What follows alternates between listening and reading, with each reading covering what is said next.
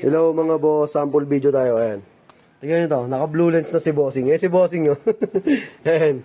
So, nagpa-install siya sa atin ng blue lens ng Honda BRB yung version 2. Pero, installation lang yun sa amin. Kasi yung supplier natin na ito sa ibang bansa, hindi na nagre-reply eh. Wala na yatang stock. Tapos, ayan si Bossing. Asan yung blue lens sir? Ayan. Tagal mo na ba isa? Sige, tagal mo na. Wala na, tanggal na yun. Tagal na pala eh. Ayan. Blue lens. Ayan. Buti, compatible yung B1 saka B2.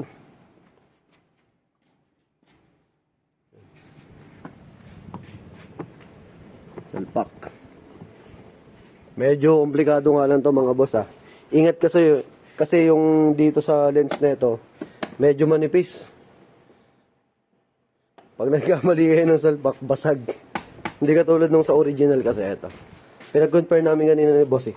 Nag-comparison kami kanina to. Makapal. Pati yung pinaka-kuan niya, pinaka-salamin niya makapal. Sa original syempre. Ayan, Honda.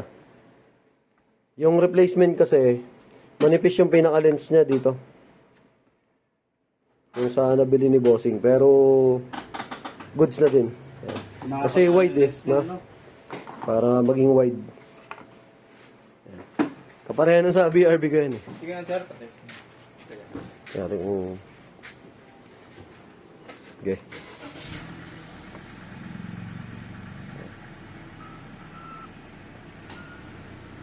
WhatsApp. Yun. Sige boss, okay, tama.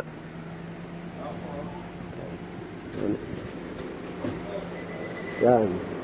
So, yung BRB ni boss, yung version 2 na BRB. Oh, just Tony daw, Shopee. Say tayo dyan. Shopee Gaming.